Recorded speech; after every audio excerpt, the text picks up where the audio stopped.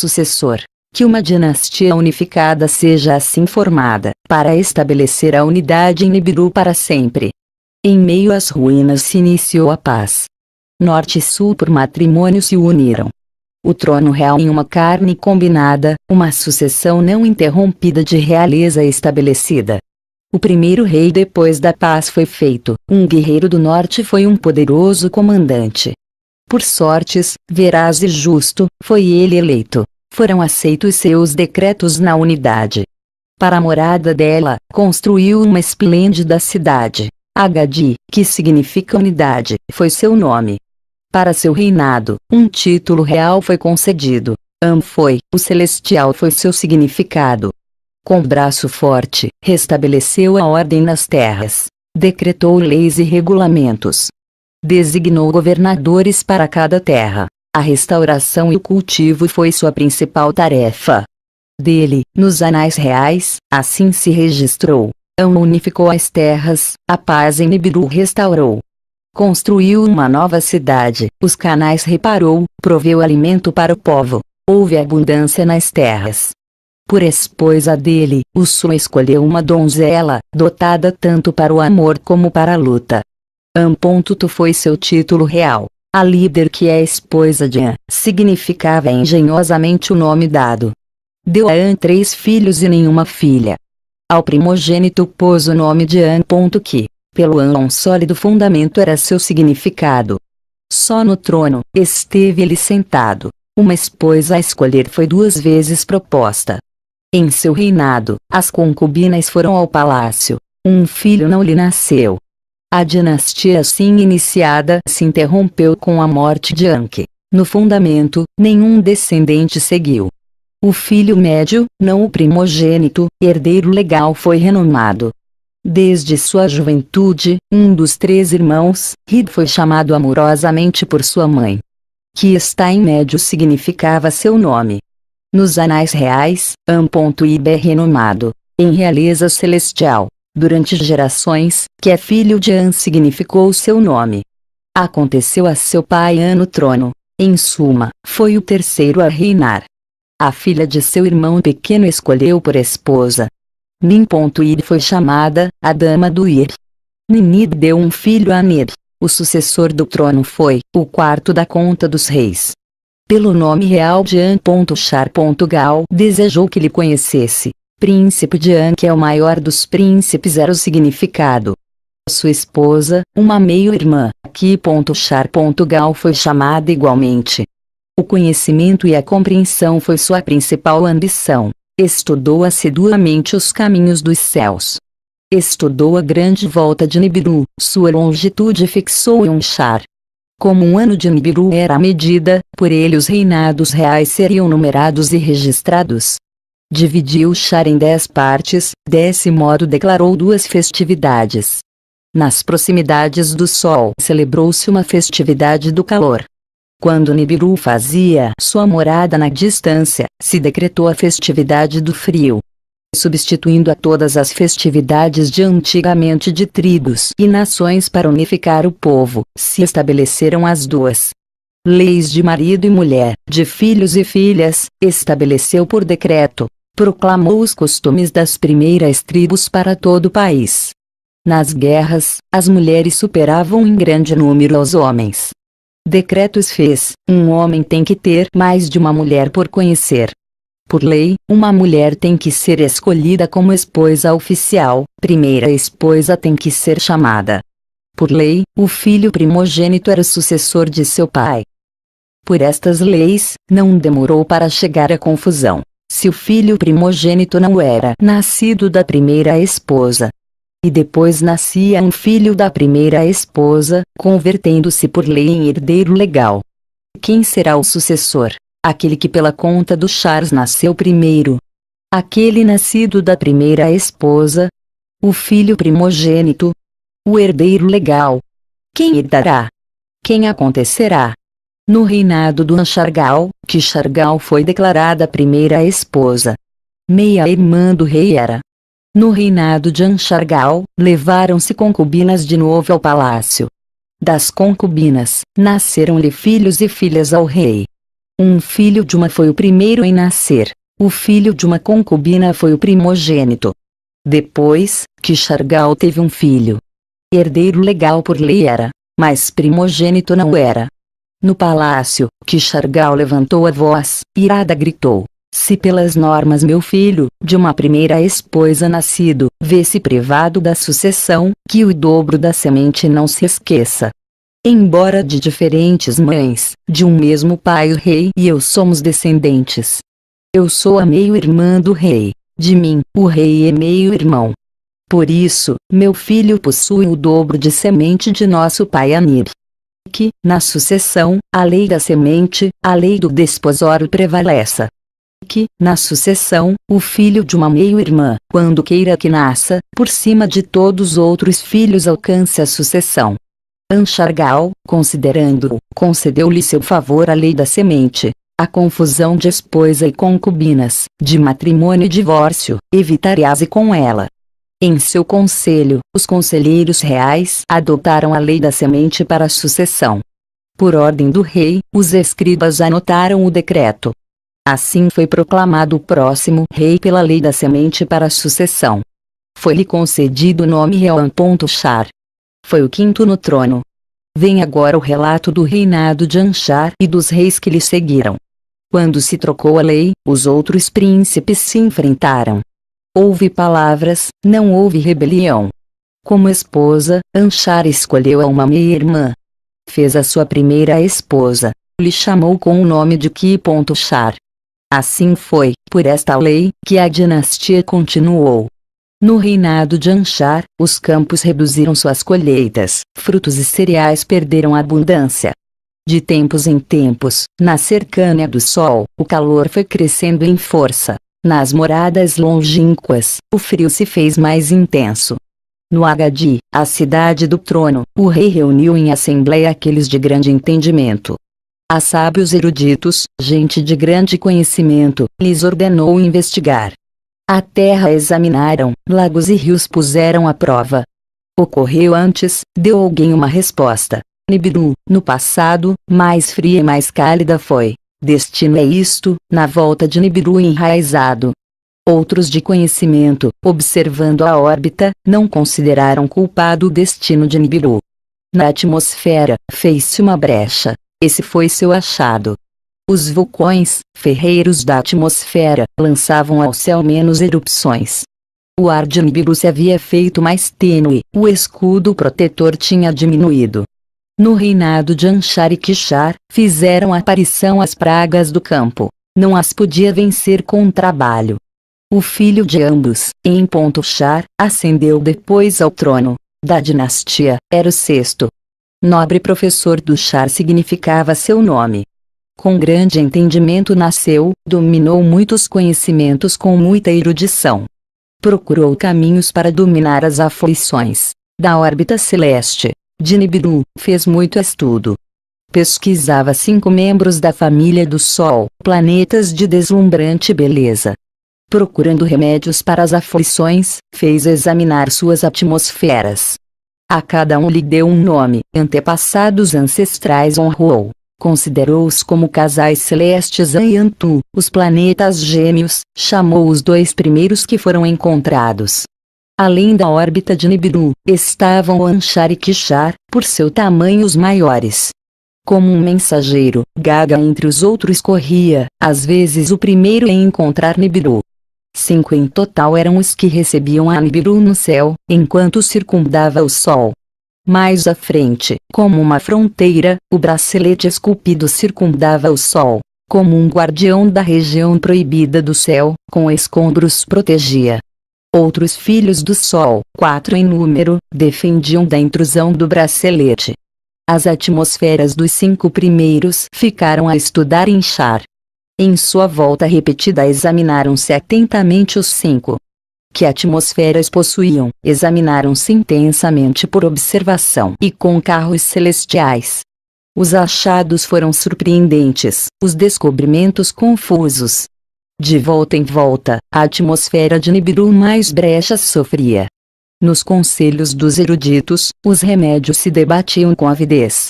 Consideraram-se formas de enfaixar a ferida urgentemente. Tentou-se um novo escudo que envolvesse o planeta. Tudo o que se lançou para cima, caiu de volta ao chão. Nos conselhos dos eruditos, estudaram-se as erupções dos vulcões. A atmosfera criou-se pelas erupções vulcânicas. Sua ferida tinha tido lugar pela diminuição de erupções. Que com invenções se potencializem novas erupções, que os vulcões cuspam de novo. Estava dizendo um grupo de sábios. Como alcançar a façanha, com que ferramentas conseguir mais erupções, ninguém podia dar conta ao rei. No reinado do Inchar, fez-se maior a brecha nos céus. As chuvas se negavam, os ventos sopravam mais forte, os mananciais das profundidades não emergiam. Nas terras, havia uma maldição, os peitos das mães se secaram. No palácio, havia aflição, havia uma maldição ali dentro. Como primeira esposa, Enchar desposou a uma meio-irmã, seguindo-se a lei da semente. Nin.Char foi chamada, dos Char-Sadama. Um filho não teve.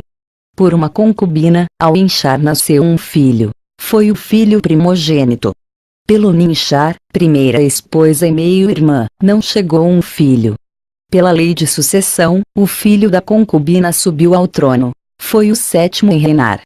Du.Ru foi seu nome real. No lugar de morada forjado era seu significado. De fato, foi concebido na casa das concubinas, não no palácio. Como esposa a uma donzela amada desde sua juventude escolheu Duru. Por amor, não por semente, selecionou uma primeira esposa. Da.Ru foi seu nome real. Aqui está a meu lado era o significado. Na corte real a confusão corria desenfreada. Os filhos não eram herdeiros, as algemas não eram meio-irmãs. Na terra ia crescendo o sofrimento. Os campos esqueceram sua abundância, e entre o povo diminuiu a fertilidade. No palácio, a fertilidade estava ausente. Não tinham tido nem filho nem filha.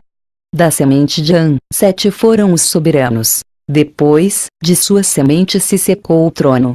Daoru encontrou a um menino na porta do palácio. Como a um filho o abraçou. Ao final, Duru como a um filho o adotou, nomeou o herdeiro legal. Lama, que significa secura, foi o nome que lhe deu. No palácio, os príncipes protestavam. No conselho, havia queixa. Ao final, Lama subiu ao trono. Embora não era da semente de An, foi o 8º em reinar. Nos conselhos dos eruditos, deram-se 2 sugestões para sanar a brecha. Alguém sugeriu o uso de um metal, ouro era seu nome. Em Nibiru, era muito raro. Dentro do bracelete esculpido era abundante. Era a única substância que se podia moer até o pó mais fino. Elevado até o céu, podia ficar suspenso. Assim, com reaprovisionamentos, a brecha se sanaria, haveria um melhor amparo. Que se construam naves celestiais, que uma frota celestial traga o ouro a Nibiru. Que se utilizem as armas de terror. Foi a outra sugestão. Armas que sacudam e afrouxem o chão, que gretem as montanhas. Atacar com projéteis os vulcões, sua letargia remover, estimular suas erupções, recarregar a atmosfera, fazer desaparecer a brecha. Lama era fraco para tomar uma decisão. Não sabia que opção tomar. Nibiru completou uma volta, 2 Char seguiu contando Nibiru. Nos campos, a aflição não retrocedia. A atmosfera não se reparava com as erupções vulcânicas. Passou um 3º Char, 1/4 se contou. Não se obtinha ouro. Os conflitos abundavam no reino. A comida e a água escasseavam. A unidade se perdeu no reino. As acusações eram abundantes. Na corte real, os sábios foram e vinham. Os conselheiros corriam acima e abaixo. Ao rei não prestavam atenção às suas palavras. Só procurava conselho em sua esposa. Laama era seu nome. Se fosse o destino, supliquemos ao grande Criador de tudo, ao rei, disse ela. Suplicar, não atuar, é a única esperança. Na corte real, os príncipes estavam inquietos. Dirigiam acusações ao rei. De forma estúpida e absurda, está trazendo calamidades ainda maiores em vez de paz. Dos antigos depósitos, se recuperaram as armas. Havia muito que falar de rebelião.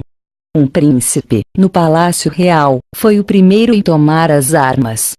Com palavras de promessa, agitou aos outros príncipes. Alalu era seu nome. Que Lama já não seja mais o rei. Gritou. Que a decisão substitua a vacilação. Venham, vamos desalentar o rei em sua morada. Façamos que abandone o trono. Os príncipes fizeram caso às suas palavras. As portas do palácio abriram com violência. A sala do trono, sua entrada proibida, como águas em avalanche chegaram. O rei escapou à torre do palácio. Alalu foi em sua perseguição. Na torre houve luta. Lama caiu morto. Lama já não está. Gritou Alalu. Já não está o rei, anunciou com alvoroço. A sala do trono se dirigiu apressadamente a Alalu. No trono ele mesmo se sentou. Sem direito nem conselho, ele mesmo se proclamou o rei. Perdeu-se a unidade no reino. Uns se alegraram pela morte da Lama, outros se entristeceram pelo que tinha feito Alalu. Vem agora o relato do reinado de Alalu e daí da terra. Perdeu-se a unidade no reino. Muitos se sentiam ofendidos sobre a realeza. No palácio, os príncipes estavam agitados. No conselho, os conselheiros estavam turvados. De pai a filho, a sucessão de An prosseguiu no trono. Inclusive Lama, o oitavo, tinha sido declarado filho por adoção. Quem era Alalu? Acaso era um herdeiro legal, era o primogênito? Com que direito tinha usurpado o trono? Não era o assassino do rei? Ante os 7 que julgam, foi convocado Alalu para considerar sua sorte. Ante os 7 que julgam, Alalu expôs suas pretensões. Ainda sem ser herdeiro legal nem filho primogênito, de semente real sim que era. Do Anshargal descendo, ante os juízes reclamou. De uma concubina, meu antepassado nasceu. Alon era seu nome. Por conta do Charles, Alon foi o primogênito. Lhe pertencia o trono. Por uma confabulação, deixou de lado seus direitos. A lei da semente de um nada se inventou, para que seu filho obtivesse a realeza. A Alon lhe privou da realeza, e ao filho dela, em seu lugar, foi concedida. Por descendência, sou o continuador das gerações de Alon. A semente do Anshargal está dentro de mim.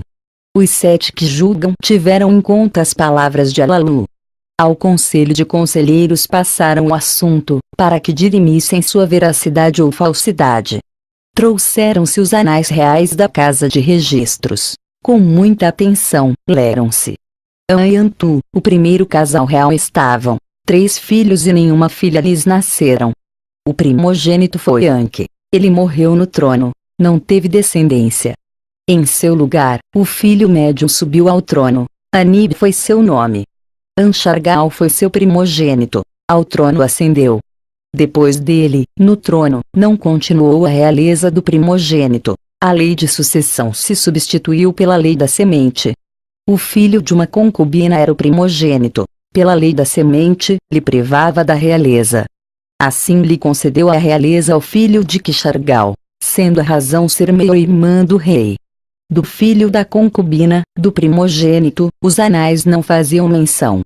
Dele sou descendente. Gritou Alalu aos conselheiros. Pela lei de sucessão, pertencia à realeza. Pela lei de sucessão, a realeza tem agora direito. Com vacilações, os conselheiros do Alalu exigiram um juramento de verdade. Alalu prestou o juramento, como o rei lhe considerou o conselho. Convocaram aos anciões, convocaram aos príncipes. Ante eles, pronunciaram a decisão. De entre os príncipes, um jovem príncipe se adiantou. Queria dizer algo a respeito da realeza. Deveria se reconsiderar a sucessão, disse a Assembleia. Embora nem primogênito, nem filho da rainha, de pura semente descendo, a essência do An se preservou em mim, sem diluir-se em concubina. Os conselheiros escutaram suas palavras com surpresa. Ao jovem príncipe lhe disseram que se aproximasse. Perguntaram-lhe seu nome. É Ano. Por meu antepassado An foi assim renomado. Perguntaram-lhe por suas gerações. Dos 3 filhos do An, recordou-lhes. Anki foi o primogênito, sem filho nem filha morreu. Anib foi o médio, no lugar do Anki subiu ao trono. Anib tomou por casamento a filha de seu irmão menor. A partir deles, registra-se nos anais a sucessão. Quem foi o irmão pequeno, filho do An e do Antu, da semente mais pura? Os conselheiros, admirados, olhavam-se entre si. Enuru era seu nome. Anunciou Lisano. Ele foi meu grande antepassado. Sua esposa, Ninuru, era uma meio-irmã. O filho dela foi o primogênito. Enamá foi seu nome. A esposa deste era uma meio-irmã. Pelas leis de semente e sucessão, um filho lhe deu. De descendentes puros continuaram as gerações, por lei e por semente perfeitas. Ano, por nosso antepassado An, puseram-me meus pais. Do trono se nos apartou. Da semente pura do An não nos apartou. Que Ano seja rei. Gritaram muitos conselheiros. Que se destitua ao Alalu. Outros aconselharam cautela. Evitemos conflitos, que prevaleça a unidade. Chamaram Alalu, para lhe contar o que foi descoberto. Ao príncipe Ano, Alalu lhe ofereceu seu braço em abraço. Ao Ano disse assim: embora de diferente descendência, de um único antepassado descendemos ambos. Vivamos em paz, juntos devolveremos a abundância a Nibiru. Me deixe conservar o trono, conserva você a sucessão. Ao conselho dirigiu estas palavras: que Ano seja príncipe coroado, que ele seja meu sucessor. Que seu filho se case com minha filha, que unifique-se a sucessão. Ano fez uma reverência ante o conselho, ante a assembleia declarou assim: de Alalu, o copeiro serei, seu sucessor à espera. Meu filho a sua filha escolherá como noiva. Essa foi a decisão do conselho. Inscreveu-se nos anais reais. Desta maneira, Alalu seguiu sentado no trono. Ele convocou aos sábios, a eruditos e comandantes consultou. Para decidir, obteve muitos conhecimentos. Que se construam naves celestiais, decidiu. Para procurar ouro no bracelete esculpido, decidiu. Os braceletes esculpidos destruíram as naves. Nenhuma delas voltou. Que as armas de terror abram as vísceras de Nibiru, que os vulcões voltem para a erupção. Ordenou então. Armaram-se carros celestes com as armas de terror, com projéteis de terror golpearam aos vulcões dos céus. As montanhas se balançaram, os vales se estremeceram, enquanto grandes resplendores estalavam com estrondo. Havia muito alvoroço no reino. Havia expectativas de abundância. No palácio, Ano era o copeiro do Alalu. Ele se prostraria aos pés do Alalu, poria-lhe a taça na mão. Alalu era o rei. A Ano tratava como a um servo. No reino, o alvoroço se apagou. As chuvas se negavam a cair, os ventos sopravam com mais força. As erupções dos vulcões não aumentavam, não sanava a brecha na atmosfera. Nibiru seguia percorrendo suas voltas nos céus. De volta em volta, o calor e o frio se faziam mais difíceis de suportar. O povo de Nibiru deixou de venerar a seu rei. Em vez de alívio, havia trazido miséria. Alalu seguia sentado no trono. O forte sábio Ano, o primeiro entre os príncipes, estava de pé ante ele. Prostraria-se ante os pés do Alalu, poria-lhe a taça na mão. Durante 9 períodos contados, Alalu foi rei em Nibiru. No 9º Char, Ano apresentou batalha a Alalu. Desafiou Alalu a um combate mão a mão, com os corpos nus. Que o vencedor seja rei, disse Ano. Lutaram entre si na praça pública. As ombreiras das portas tremeram e as paredes se remexeram. Alalu fincou o joelho, caiu sobre seu peito. Alalu foi derrotado em combate. Por aclamação, Ano foi proclamado rei. Ano foi escoltado até o palácio. Alalu ao palácio não voltou. De entre as massas, sigilosamente escapou. Tinha medo de morrer como lama. Sem que o reconhecessem, foi apressadamente até o lugar dos carros celestiais. Alalu subiu a um carro armado de projéteis. Fechou a portinhola atrás dele. Entrou na câmara da parte dianteira. Ocupou o assento do comandante. Acendeu a luz, a câmara se encheu com uma aura azulada. Levantou as pedras de fogo. O zumbido destas, como a música, era cativante. avivou o grande quebrantador do carro. Arrojava um resplendor avermelhado. Sem ninguém precaver-se disso, Alalu escapou de Nibiru na nave celestial. Para a gelada terra pôs rumo a Alalu. Por um segredo do princípio, escolheu seu destino.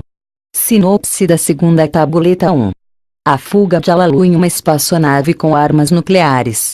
2. Rumando aqui, o sétimo planeta, a Terra. 3. Porque esperava encontrar ouro na Terra. 4. A cosmogônia do Sistema Solar, a água e o ouro de Tiamat. 5. A aparição de Nibiru do espaço exterior. 6. A batalha celestial e a ruptura de Tiamat. 7. A Terra, a metade de Tiamat, herda suas águas e seu ouro. 8. Kingu, o principal satélite de Tiamat, converte-se na lua da Terra. 9. Nibiru é destinado a orbitar para sempre ao Sol. 10. A chegada de Alalu e sua aterrissagem na Terra. 11. Alalu, ao descobrir o ouro, tem a sorte de Nibiru em suas mãos. 12. Uma representação babilônica da batalha celestial. A segunda tabuleta para a gelada terra pôs rumo a Alalu. Por um segredo do princípio, escolheu seu destino. Para as regiões proibidas se encaminhou Alalu. Ninguém tinha ido antes ali, ninguém tinha tentado cruzar o bracelete esculpido. Um segredo do princípio tinha determinado o curso de Alalu. A sorte de Nibiru punha em suas mãos, mediante um plano, faria sua realeza universal.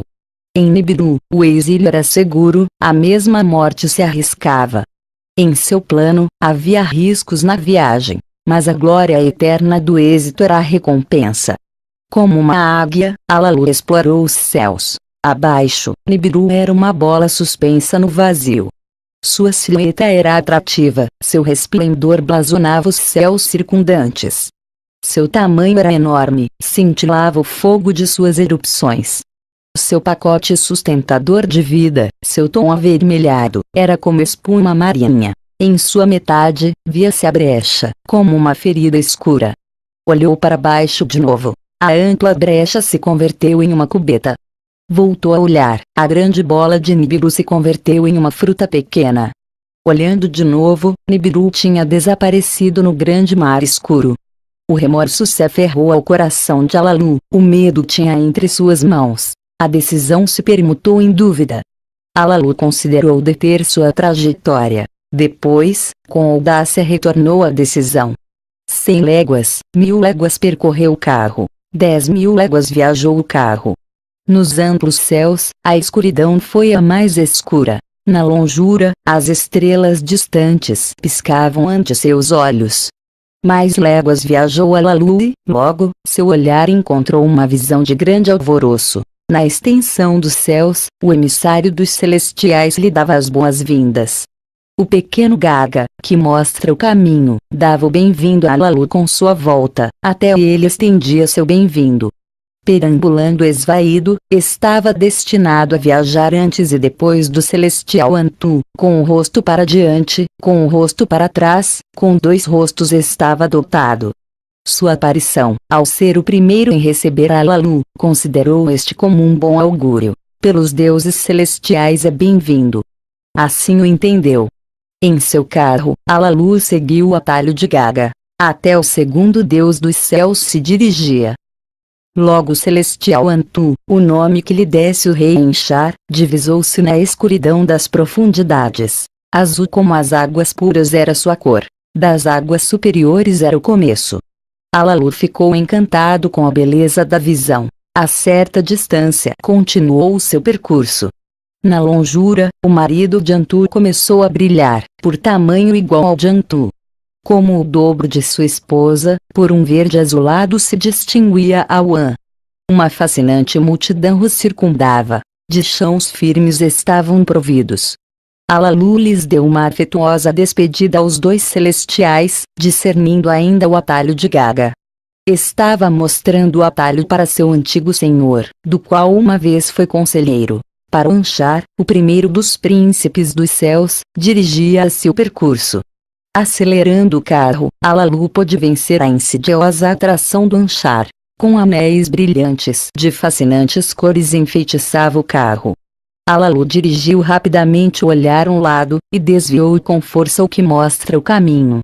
Então, ante ele apareceu uma visão ainda mais temível. Nos céus longínquos, a estrela brilhante da família chegou a ver. Uma visão mais atemorizadora seguiu a revelação. Um monstro gigante, movendo-se em seu destino, arrojou uma sombra sobre o sol. Kishar se tragou a seu criador. Pavoroso foi o acontecimento. Um mau augúrio, pensou de fato Alalu. O gigante Kishar, o primeiro dos planetas estáveis, tinha um tamanho entristecedor. Tormentas de redemoinhos obscureciam seu rosto, e moviam manchas de cores daqui para lá. Uma hoste inumerável, uns rápidos, outros lentos, circundavam ao Deus celestial. Dificultosos eram seus caminhos, adiante e atrás se agitavam. O mesmo Kishar lançou um feitiço, estava arrojando relâmpagos divinos. Enquanto Alalu observava, seu curso se viu afetado, distraiu-se sua direção, seus atos se fizeram confusos. Depois, o obscurecimento da profundidade começou a passar. Kishar em seu destino prosseguiu sua volta. Movendo-se lentamente, levantou seu véu sobre o sol radiante. Aquele do princípio chegou a ver-se plenamente. Mas a alegria do coração de Alalu não durou muito. Mais à frente do quinto planeta, espreitava o maior dos perigos, como já sabia. O bracelete esculpido dominava mais adiante, era de esperar a destruição. De rochas e pedras estava composto, como órfãos sem mãe se agrupavam. Equilibrando-se por diante e por detrás, seguiam um destino passado. Seus feitos eram detestáveis, difíceis seus atalhos. Tinham devorado aos carros de exploração de Nibiru como leões famintos. Negavam-se a entregar o precioso ouro, necessário para a sobrevivência. Para o bracelete esculpido se precipitou o carro de Alalu, a enfrentar-se audazmente em estreito combate com as ferozes pedras. Alalu atirou para cima com mais força as pedras de fogo de seu carro, dirigiu o que mostra o caminho com mão firme. As sinistras rochas investiram contra o carro, como um inimigo ao ataque na batalha. Alalu soltou do carro um projétil portador de morte para elas. E depois, outra e outra, contra o inimigo, as armas de terror arrojou. Como guerreiros assustados, as rochas retornaram, abrindo um atalho para Alalu. Como por feitiço, o bracelete esculpido abriu uma porta ao rei. Na escura profundidade, Alalu pôde ver os céus com claridade. Não foi derrotado pela ferocidade do bracelete, sua missão não tinha terminado. Na distância, a bola ígnea do sol estendia seu resplendor. Estava emitindo raios de bem-vindo para Alalu. Diante do sol, um planeta pardo avermelhado percorria a sua volta. Era o sexto na conta de deuses celestiais. Alalu não pôde a não ser entrevê-lo. Sobre seu predestinado percorrido, apartava-se com rapidez do atalho de Alalu. Depois, apareceu a gelada Terra, o sétimo na conta celestial. Alalu pôs rumo ao planeta, para um destino mais tentador. Sua atrativa esfera era menor que Nibiru, sua rede de atração era mais fraco que a de Nibiru. Sua atmosfera era mais magra que a de Nibiru, nela se formavam redemoinhos de nuvens. Abaixo, a Terra estava dividida em 3 regiões. Branco de neve no topo e na base, azul e marrom entre elas. Com destreza, Alalu desdobrou as asas de detenção do carro para circundar a bola da Terra. Na região Medeia, pôde discernir terra firme e oceanos aquosos. Dirigiu para baixo o raio que penetra, para detectar as interioridades da Terra. Conseguiu. Gritou estaticamente. Ouro, muito ouro, tinha indicado o raio. Estava por debaixo da região de cor escura, nas águas também havia. Com o coração aos pulos no peito, Alalu estava tomando uma decisão. Faria descender seu carro sobre a terra seca, possivelmente para explodir e morrer. Poria rumo às águas, possivelmente para afundar-se no esquecimento. Que caminho devia tomar para sobreviver? Descobriria o valioso ouro. No assento da águia, Alalu não se agitou. Em mãos da sorte confiou o carro. Completamente cativo na rede atrativa da Terra, o carro se ia movendo cada vez mais rápido. As asas estendidas se acenderam. A atmosfera da Terra era como um forno. Logo, o carro tremeu, emitindo um estrondo mortífero. Abruptamente, o carro chocou, detendo-se de repente. Sem sentido pela sacudida, aturdido pelo choque, Alalu ficou imóvel. Logo, abriu os olhos e soube que estava entre os vivos. Ao planeta do ouro tinha chegado vitorioso. Vem agora o relato da Terra e seu ouro. É um relato do princípio, e de como os deuses celestiais foram criados. No princípio, quando no acima os deuses dos céus não tinham sido chamados a ser, e no que de abaixo, o chão firme ainda não tinha sido renomado, só no vazio existia Apsu, seu engendrador primitivo. Nas alturas do acima, os deuses celestiais ainda não tinham sido criados. Nas águas do abaixo, os deuses celestiais ainda não tinham aparecido. Acima e abaixo, os deuses ainda não tinham sido formados, os destinos ainda não se tinham decretado. Nenhum cano se formou ainda, nem terra pantanosa tinha aparecido. Apsu, sozinho, reinava no vazio. Depois, mediante os ventos do Apsu, as águas primitivas se mesclaram. Um água e divino conjuro lançou Apsu sobre as águas. Sobre a profundidade do vazio, ele verteu um profundo sonho. Tiamat, a mãe de tudo, forjou como esposa para si mesmo. Uma mãe celestial, era certamente uma beleza aquosa. Junto a ele, Apsu trouxe depois ao pequeno Mumu, como mensageiro seu o nomeou, para fazer um presente a Tiamat. Um presente resplandecente concedeu Apsu a sua esposa, um radiante metal, o imperecível ouro, para que só ela o possuísse. Depois foi quando os dois mesclaram suas águas, para que saíssem entre eles os filhos divinos. Varão e fêmea foram criados os celestiais. Lama e Laamo por nomes lhes deram. No abaixo, Apsu e Tiamat lhes fizeram uma morada. Antes que tivessem crescido em idade e em estatura, em que as águas do acima, Anshar e Kishar foram formados, ultrapassando a seus irmãos em tamanho. Os dois foram forjados como casal celestial. Um filho, nos céus distantes foi seu herdeiro. Depois, Antu, para ser sua esposa, foi criada como igual de An. A morada de ambos se fez como fronteira das águas superiores. Assim foram criadas 3 casais celestes, abaixo e acima, nas profundidades. Por seus nomes chamou-lhes, eles formaram a família do Apsu com Mumu e Tiamat. Naquele tempo, Nibiru ainda não se via, a terra ainda não tinha sido chamada a ser. Estavam mescladas as águas celestes. Ainda não estavam separadas por um bracelete esculpido. Naquele tempo, as voltas ainda não estavam de tudo desenhadas. Os destinos dos deuses ainda não estavam firmemente decretados. Os parentes celestiais se agrupavam. Erráticos eram seus caminhos. Para o Apsu, seus caminhos eram certamente detestáveis. Tiamat, sem poder descansar, sentia-se ofendida e enfurecida.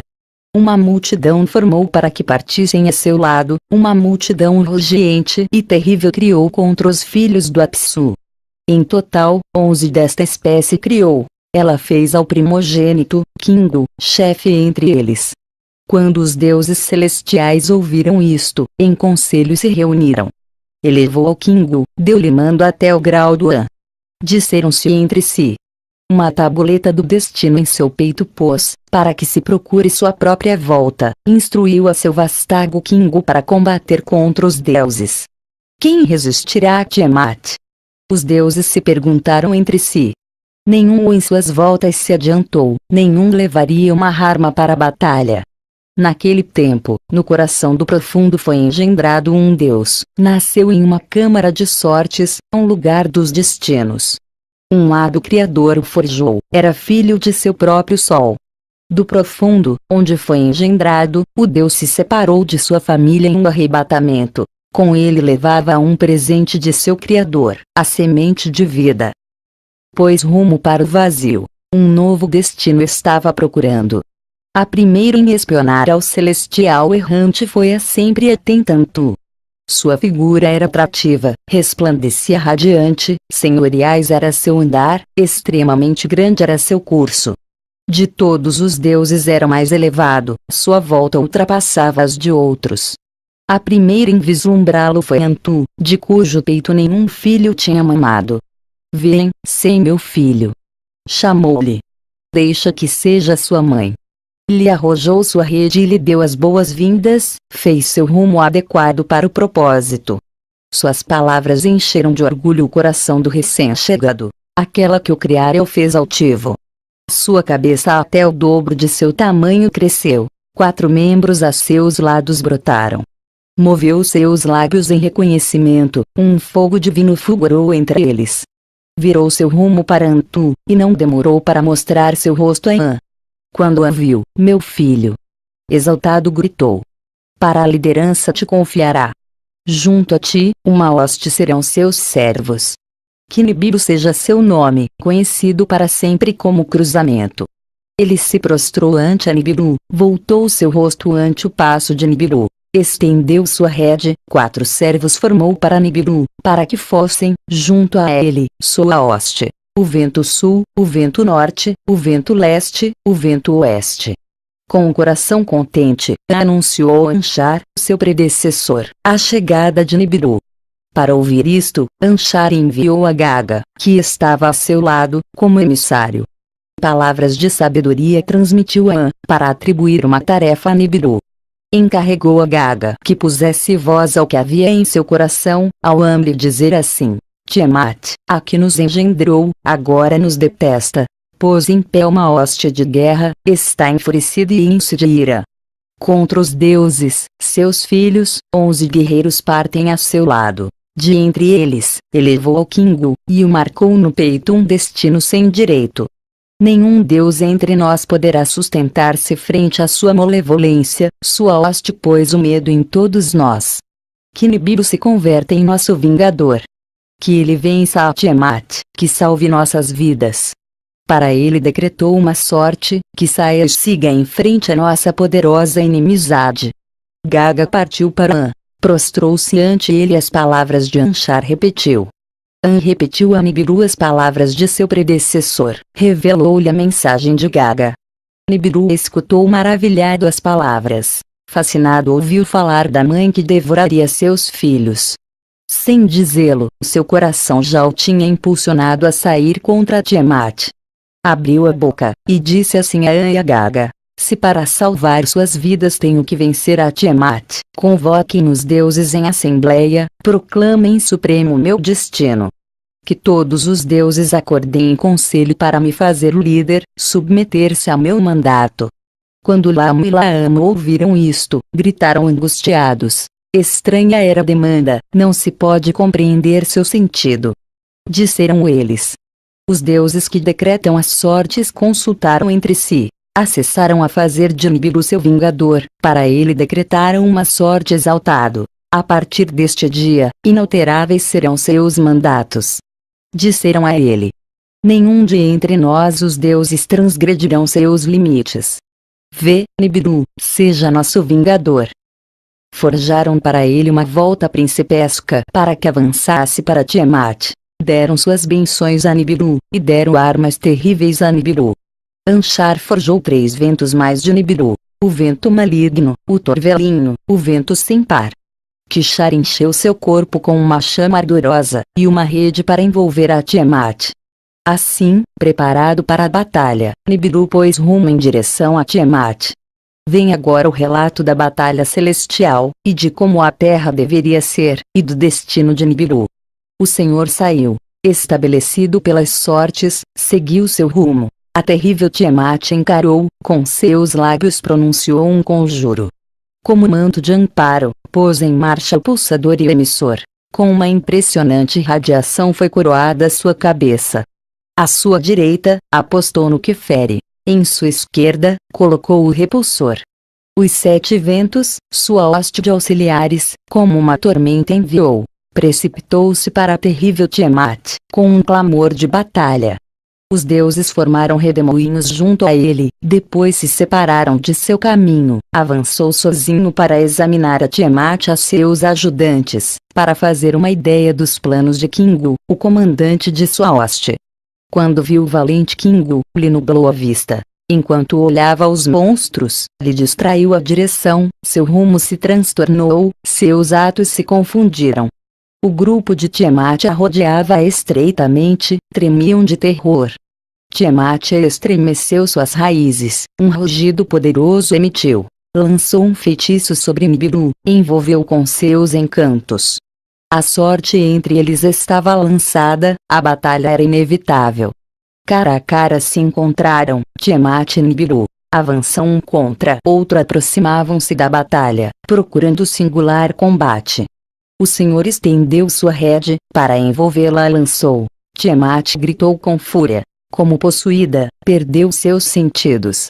O vento maligno, que tinha estado atrás dele, a Nibiru adiantou, ante o rosto dela soltou. Ela abriu a boca para tragar-se ao vento maligno, mas não pôde fechar os lábios. O vento maligno carregou contra seu ventre, abriu-se passo em suas vísceras. Suas vísceras uivavam, seu corpo se dilatou, a boca lhe abriu. Através da abertura, Nibiru disparou uma flecha brilhante, um relâmpago divino. A flecha lhe despedaçou as vísceras, fez-lhe pedaços o ventre, rasgou-lhe a matriz, partiu-lhe o coração. Havendo-a submetido assim, ele extinguiu seu fôlego vital. Nibiru contemplou o corpo sem vida, Tiamat era agora um cadáver massacrado. Junto à sua senhora sem vida, seus 11 ajudantes tremiam de terror.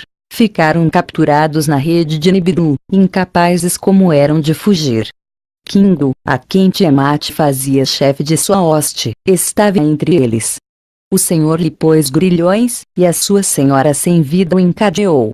Arrebatou a Kingu as tabuletas dos destinos, que sem nenhum direito lhe tinham dado, estampou-lhe seu próprio selo, sujeitou o destino a seu próprio peito. Ao resto do grupo de Tiamat os atou como cativos, em sua própria volta os apanhou. Pô-los sob seu pé, cortou-os em pedaços. Atou-os a todos à sua volta, fez-lhes girar ao redor, com o rumo investido. Depois, Nibiru partiu do lugar da batalha, anunciou a vitória aos deuses que lhe tinham renomado. Deu a volta ao redor do Apsu, para que Sharanshar viajou. Gaga saiu a lhe receber, e como arauto para outros viajou depois além de Antu. Nibiru se encaminhou para a morada no profundo. Sobre a sorte de inerte Tiamat e do Kingu refletiu depois, a Tiamat, a que tinha submetido, o senhor Nibiru voltou mais tarde. Encaminhou-se para ela, deteve-se para ver seu corpo sem vida. Esteve planejando em seu coração dividir habilmente o monstro. Depois, como um mexilhão, em duas partes a dividiu, separou o tronco das partes inferiores. Separou os canais internos dela, maravilhado contemplou suas veias douradas. Pisando em sua parte posterior, o senhor cortou completamente a parte superior. O vento norte, seu ajudante, a seu lado chamou, que se levasse a cabeça cerceada, ordenou-lhe ao vento, que a pusesse no vazio. O vento de Nibiru se abateu, pois, sobre Tiamat, varrendo suas chorreantes água. Nibiru disparou um raio, ao vento norte lhe deu um sinal. Em um resplendor, a parte superior de Tiamat foi levada a uma região desconhecida. Com ela, também foi exilado e encadeado Kingu, para que fora companheiro da parte seccionada. Depois, Nibiru refletiu sobre a sorte da parte posterior. Queria que fosse um troféu imperecível da batalha, um aviso constante nos céus, que assinalasse o lugar da batalha.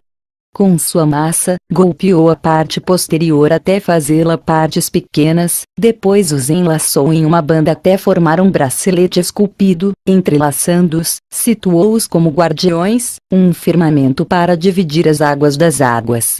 As águas superiores por cima do firmamento das águas inferiores separou. Assim forjou Nibiru suas hábeis obras. Depois, o senhor cruzou os céus para inspecionar as regiões. Da zona do Apsu até a morada de Gaga mediu as dimensões. Deteve-se e vacilou. Depois, retornou lentamente ao firmamento, ao lugar da batalha. Passando de novo pela região do Apsu, na desaparecida esposa do sol, pensou com remorso. Contemplou a metade ferida de Tiamat, prestou atenção à parte superior. As águas de vida, generosas nela, das feridas seguiam emanando, suas veias douradas refletiam os raios do Apsu. Da semente da vida, do legado do Criador, lembrou-se então Nibiru. Quando pôs seu pé sobre Tiamat, quando a partiu em pedaços, sem dúvida repartiu a semente dela. Nibiru se dirigiu ao Apsu, lhe dizendo assim, com seus quentes raios, dá saúde às feridas. Que a parte rota, nova vida lhe seja dada, que seja em sua família como uma filha, que as águas em um lugar se reúnam, que apareça terra firme. Por terra firme que seja chamada, que será seu nome a partir de agora. Apsu fez caso às palavras de Nibiru, que a terra se una à minha família, que, terra firme do abaixo, que terra seja, seu nome a partir de agora. Que, com seu giro, haja dia e haja noite. Nos dias, proverei-a com meus raios curadores. Que Kingu seja uma criatura da noite, designarei-o para que brilhe na noite companheira da terra, para sempre lua será. Nibiru escutou satisfeito as palavras do Apsu. Nibiru cruzou os céus e inspecionou as regiões, aos deuses que lhe tinham elevado concedeu posições permanentes, destinou suas voltas para que nenhum transgredisse a de outros nem ficasse curto. Fortaleceu as eclusas celestes, pôs portas em ambos os lados. Uma morada remota escolheu para si, além de Gaga estavam suas dimensões. Suplicou ao Apsu que decretasse para ele a grande volta como seu destino. Todos os deuses levantaram sua voz desde suas posições. Que a soberania de Nibiru seja sobressalente. O mais radiante dos deuses é que seja na verdade o filho do sol. Desde sua região, Apsu deu sua bênção. Nibiru manterá o cruzamento de céu e terra. Cruzamento será seu nome. Os deuses não cruzarão nem acima nem abaixo. Ele manterá a posição central, será o pastor dos deuses. Inchar será sua volta. Esse será seu destino para sempre. Vem agora o relato de como começaram os tempos de antigamente, e da era que, nos anais, foi conhecida pelo nome de Era Dourada, e como foram as missões de Nibiru à Terra para obter ouro. A fuga de Alalu desde Nibiru foi seu começo. Alalu estava dotado de grande entendimento, muitos conhecimentos tinha adquirido em sua aprendizagem. De seu antecessor Anshargal, dos céus e das voltas tinha acumulado muitos conhecimentos. Através do Inchar, seus conhecimentos aumentaram grandemente. De tudo isso aprendeu muito Alalu. Com os sábios discutia, a eruditos e comandantes consultava.